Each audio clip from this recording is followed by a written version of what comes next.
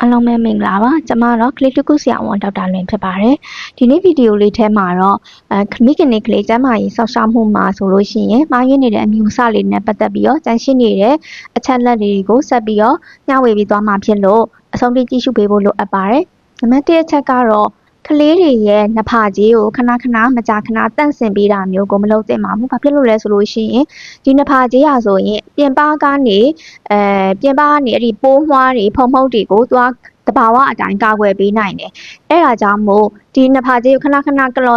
ကလော်မယ်မကြာခဏတန့်စင်မယ်ဆိုလို့ရှိရင်ဒီပြင်ပကနေဝင်လာတဲ့ပိုးတွေကိုဝင်ရောက်တာကိုပို့ပြီးတော့အားပေးသလိုမျိုးဖြစ်နေမှာပါ။အဲ့ဒါကြောင့်မို့ကလေးတွေကိုနှဖကြီးခဏခဏကလော်တာမျိုးတန့်စင်ပေးတာမျိုးကိုမလုပ်သင့်ပါဘူးနံပါတ်2အချက်ကတော့အဲ့ဒီကလေးတွေပေါ့နော်ကလေးတွေအရန်အေးမှဆိုလို့ဆိုပြီးတော့အဲ့ဒီအင်ကြီးအထူကြီးတွေကိုအထက်အများကြီးပဲဝတ်ပေးတာမျိုးကိုမလုပ်သင့်ပါဘူး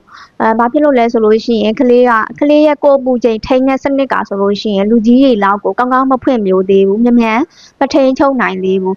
အဲ့ဒါကြောင့်မို့ကလေးကအရန်ချွေထွက်လွန်ပြီးတော့အဲ့ဒီကိုခန္ဓာမှာအဖုပိတ်တွေထွက်တာမျိုးတွေအပူရှက်တာမျိုးတွေဒါမျိုးတွေဖြစ်နိုင်ပါတယ်နံပါတ်3အချက်ကတော့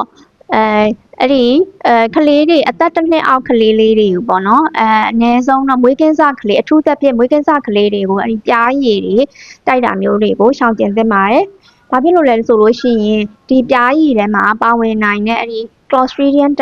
botulinum toxin ပေါ့နော်ဒီ toxin ကိုကလေးရဲ့အစာအိမ်နဲ့ဥလန်းချောင်းကမဖွင့်မျိုးသေးဘူးအရန်နုနယ်တဲ့အတွက်ကြောင့်မို့လို့ဒီ toxin ကိုမတိုက်ထုတ်နိုင်ဘူးမခြေဖြတ်နိုင်ဘူးအဲ့ခါကျတော့ကလေးကအရန်အန်ဒီရရှိနိုင်တယ်တချို့ဆိုလို့ရှိရင်အသက်အန္တရာယ်စိုးရိမ်ရတဲ့အထိပါဖြစ်နိုင်တယ်အဲ့ဒါကြောင့်မို့အထူးသဖြင့်မွေးကင်းစကလေးတွေနဲ့အသက်1နှစ်အောက်ကလေးတွေကိုပြားရည်ကိုမတိုက်ကြွေးသင့်သေးပါဘူးနံပါတ်4ချက်ကတော့လူတိုင်းမိခင်ဟာဆိုလို့ရှိရင်ဒ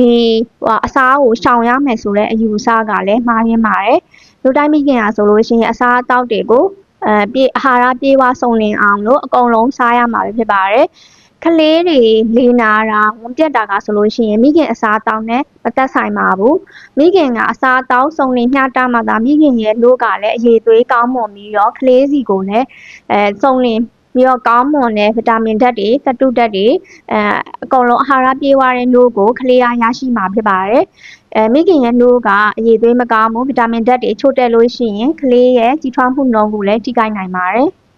နံပါတ်5အချက်ကတော့ကလေးတွေကအဲ့ဒီအသက်6လမတိုင်ခင်အသက်3-4လအရွယ်ကလေးကကလေးတွေကိုပြည့်စွက်စာစပြီးတော့ကျွေးတာမျိုးကိုမလုပ်သင့်ပါဘူးကလေးကအရန်ငယ်သေးတဲ့အတွက်ကြောင့်မလို့ဒီအချိန်မှာခုနပြောရတဲ့အတိုင်းအစာအိမ်နဲ့ဥလန်းချောင်းကကောင်းကောင်းမဖွင့်မျိုးသေးဘူးဒီခါမှာအဲ့ဒီစားလိုက်တဲ့အစာတွေကိုစုပ်ယူမှုစွမ်းအားကလည်းနည်းတယ်ကောင်းကောင်းမခြေဖြတ်နိုင်ဘူးအဲ့ဒီခါမှာအဲ့ဒီကလေးကဝန်ရှုံးဝန်ပြတ်တာတွေအစာနဲ့ဓာတ်မတည့်တာမျိုးတွေဒါမျိုးတွေဖြစ်နိုင်ပါတယ်အဲ့ဒါကြောင့်မို့ကလေးအသက်6လပြည့်မှသာပြည့်စွက်စာကိုစပြီးတော့ကျွေးသင့်ပါတယ်နံပါတ်6ချက်ကတော့ကလေးတစ်ယောက်ကအဖျားကြီးပြီးတော့တက်သည်ဖြစ်စေအဖျားမဖျားရင်းနဲ့တက်သည်ဖြစ်စေကလေးတစ်ယောက်တက်နေပြီဆိုလို့ရှိရင်သူ့ရဲ့ငယ်တဲ့ကိုပေါ့နော်မှုတ်ပေးတာမျိုးတွေပြီးတော့ကလေးရဲ့ပါးစပ်ထဲကိုစွန်းတို့တခြားအရာဝတ္ထုပစ္စည်းတစ်မျိုးမျိုးကိုထည့်ပေးတာတို့ဒါမျိုးတွေကိုမလုပ်သင့်ပါဘူးဘာဖြစ်လို့လဲဆိုလို့ရှိရင်ဒီအရာဝတ္ထုထည့်လိုက်တဲ့အရာဝတ္ထုပစ္စည်းရဆိုလို့ရှိရင်ကလေးရဲ့အသက်ရှူလမ်းကြောင်းကိုပိတ်သွားနိုင်တယ်အဲ့ဒီကနေတဆင့်ကလေးကအသက်ရှူ